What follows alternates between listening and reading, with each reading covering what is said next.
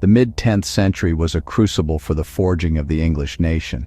While Alfred the Great successfully defended Wessex and his son Edward the Elder expanded West Saxon hegemony across the Mercian Midlands, the unification of England was far from a foregone conclusion in the 940s.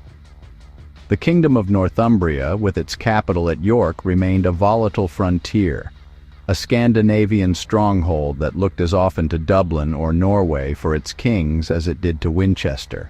It was into this fragile political landscape that Eadred, the third son of Edward the Elder, stepped in 946 AD, ruling from 946 to 955. Eadred is often overshadowed by the illustrious reputations of his grandfather Alfred and his nephew Edgar the Peaceful. Yet, Eadred's reign was pivotal. He was a man racked by a debilitating and likely terminal illness throughout his tenure, yet he possessed the martial determination to secure the northern borders permanently.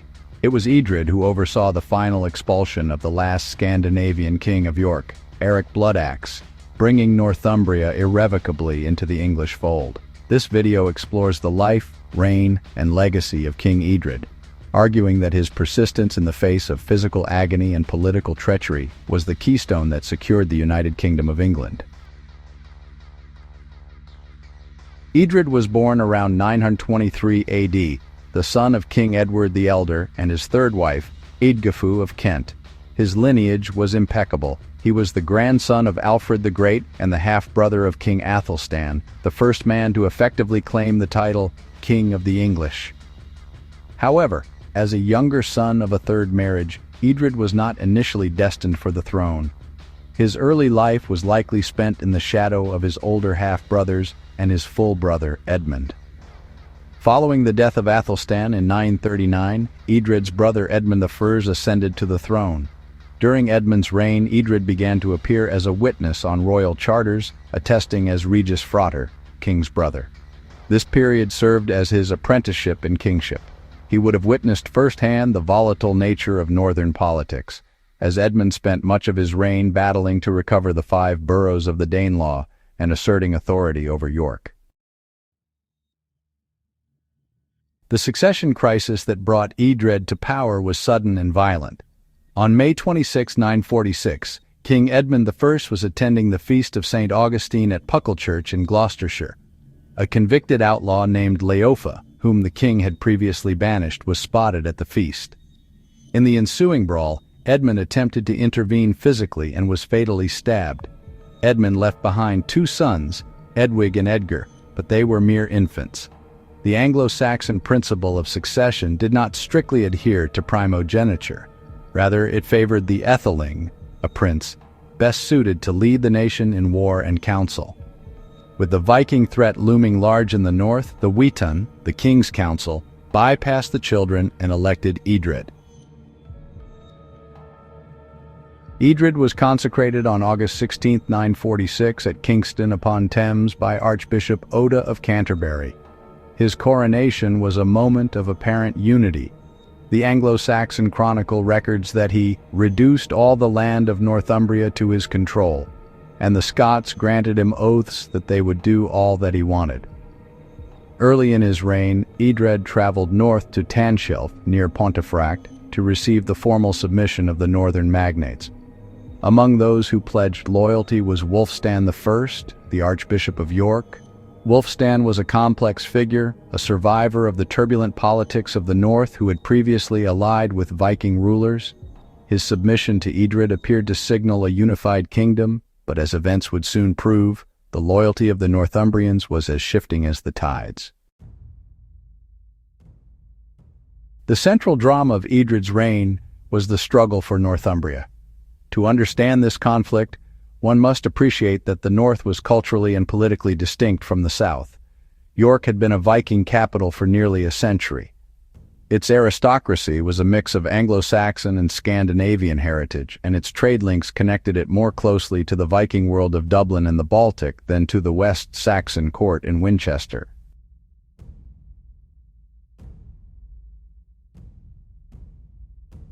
In 947, the fragile peace broke. Despite their oaths to Eadred, the Northumbrian Witan transferred their allegiance to a Norwegian prince. The Anglo-Saxon Chronicle identifies him simply as Eric, universally accepted by historians as Eric Bloodaxe, Eirik Haraldsson, the exiled king of Norway.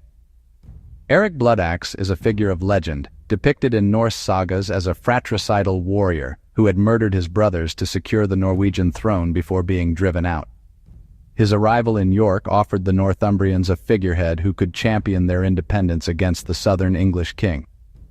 Archbishop Wulfstan, breaking his oath to Eadred, threw his support behind Eric. Eadred's response to this betrayal was swift and brutal. He did not treat this as a mere rebellion, but as a war of conquest. In 948, he led a massive army into Northumbria. The campaign was not designed to win hearts and minds, but to break the economic and military will of the north. His forces ravaged the countryside, burning crops and settlements. A notable casualty of this campaign was the minster at Ripon, founded by St. Wilfrid, which was burned to the ground. The destruction of such a holy site by a Christian king underscores the severity of the conflict and Eadred's fury. As Eadred's army turned south to return to Wessex, disaster struck. At Castleford, the rear guard of his army was ambushed by Eric Bloodaxe's forces. The English suffered heavy losses. Enraged, Eadred halted his retreat and threatened to turn his entire army back to destroy the land utterly. Panic seized the Northumbrian council. Realizing that Eadred was willing to annihilate their kingdom rather than lose it, they abandoned Eric Bloodaxe. They paid Eadred a massive compensation and confirmed their submission. Eric was expelled, and Eadred's authority was temporarily restored. The peace was short-lived. In 949, the Northumbrians invited another Viking claimant, Olaf Seitriksson, also known as Amlaib Quaran, a Viking king from Dublin. Olaf was a known quantity, having ruled York previously in the early 940s. For reasons that remain historically opaque, Eadred seems to have tolerated Olaf's presence for a short time, perhaps preferring a weaker Dublin Viking to the charismatic and dangerous Eric Bloodaxe. However, the Northumbrian political landscape remained unstable. In 952, the Northumbrians expelled Olaf and, with the support of Archbishop Wulfstan, reinstated Eric Bloodaxe for a second reign. This second reign of Eric Bloodaxe from 952 to 954 was characterized by tyranny. The Anglo-Saxon Chronicle notes that during this year, Eadred ordered the imprisonment of Archbishop Wulfstan in the fortress of Judenburg, likely Thetford, finally removing the treacherous cleric from the board. This was a bold move, asserting royal authority over the church in a way few predecessors had dared. The end of Northumbrian independence came not with a great set-piece battle, but with internal collapse and political maneuvering. In 954, the Northumbrians expelled Eric Bloodaxe for the final time. The reasons are unclear. Perhaps Eadred's diplomatic pressure or the harshness of Eric's rule had become intolerable.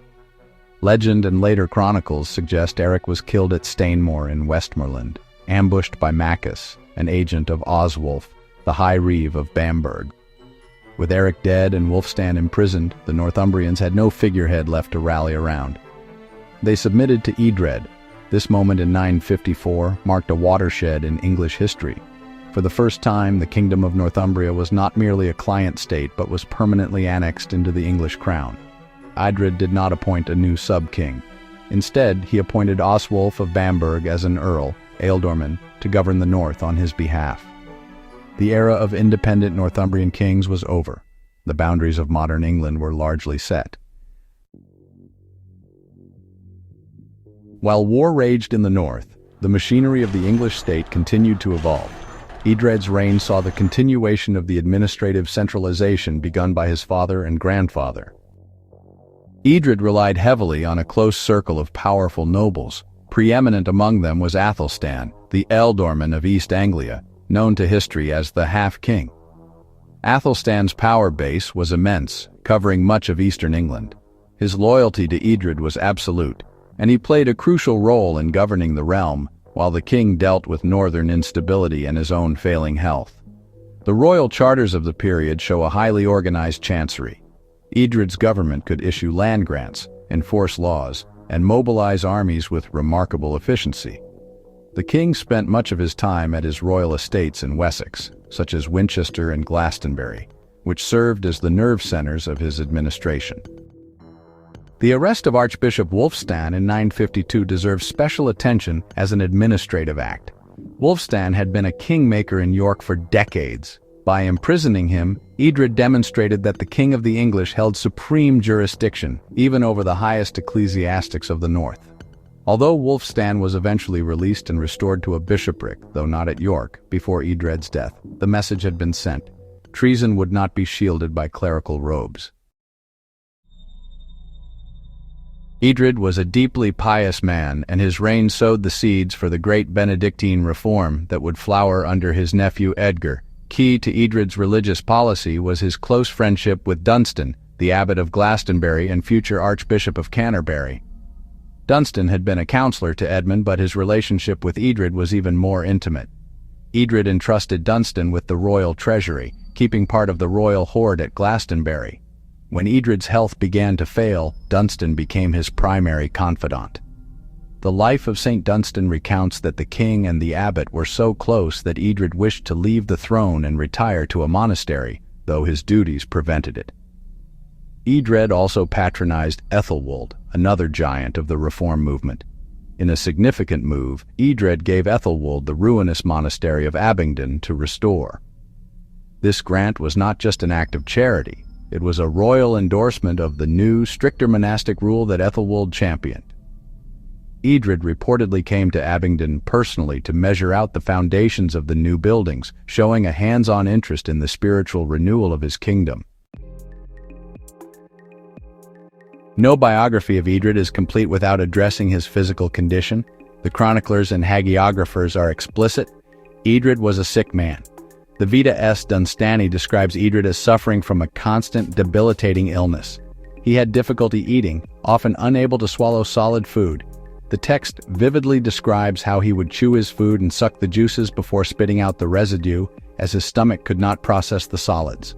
This suggests a severe gastrointestinal disorder, possibly a stricture of the esophagus, stomach cancer, or a chronic inflammatory bowel disease like Crohn's disease. The psychological toll of such a condition must have been immense. To rule a warrior society in the 10th century required physical vigor, the ability to ride, hunt, and fight. That Eadred commanded armies, led punitive expeditions into Northumbria, and held his court together while slowly starving to death is a testament to an extraordinary will. His illness likely necessitated the heavy reliance on advisors like Dunstan and Athelstan the Half-King. As he grew weaker, he delegated more authority, yet he never allowed the reins of power to slip completely from his hands. He remained the decision-maker, the strategist, and the king until his final breath. In the autumn of 955 at the royal estate of Frome in Somerset, Eadred's long struggle came to an end. He was only in his early 30s. Realizing death was imminent, he sent for Dunstan to bring the royal treasures so he could distribute them before he died. Legend holds that Dunstan was racing back to the king when he heard an angelic voice announcing, "King Eadred now rests in peace." The king had died on November 23, 955, before his friend could arrive. Eadred was a bachelor and left no legitimate children. The crown passed smoothly to his nephew Edwig, the eldest son of Edmund. Eadred was buried in the Old Minster at Winchester, the heart of the West Saxon monarchy. His bones currently reside in one of the mortuary chests in Winchester Cathedral, mingled with those of other Saxon kings. Eadred's reign of 9 years was relatively short, but its impact was disproportionately large. Eadred's greatest legacy is the political unification of England. When he took the throne, Northumbria was a separate kingdom that acknowledged the English king only when forced. When he died, Northumbria was an earldom within the Kingdom of England. He broke the cycle of Viking kings in York, not just by military victory, but by dismantling the political structures that supported them. By imprisoning Wulfstan and appointing a southern loyal earl, Oswulf, he integrated the north into the administrative framework of the south. Considering the fragility of the state he inherited, with 2 infant nephews and a rebellious north, Eadred's achievement is even more impressive. Had he failed, England might have fractured back into the Heptarchy or seen a permanent Scandinavian kingdom established in the north. That the kingdom passed intact to his nephews is due to his tenacity. Culturally, his support for the Benedictine Reform ensured that the English Church would become a beacon of learning and art in the succeeding decades. He bridged the gap between the initial recovery under Alfred and the golden age of Edgar. King Eadred deserves to be remembered as more than a footnote between Edmund and Edgar. He was the invalid warrior, a man who overcame profound physical suffering to achieve what his mighty predecessors could not, the final and permanent conquest of Northumbria. He was a ruler of iron will, deep piety, and strategic foresight. In the long narrative of English history, Eadred stands as the king who hammered the final rivet into the structure of the English nation, securing its borders and its soul for generations to come. Thanks for making it to the end. I hope you enjoyed the video. How about hitting the like and subscribe button to be notified when we upload more videos on historical figures? And as always, thanks for watching.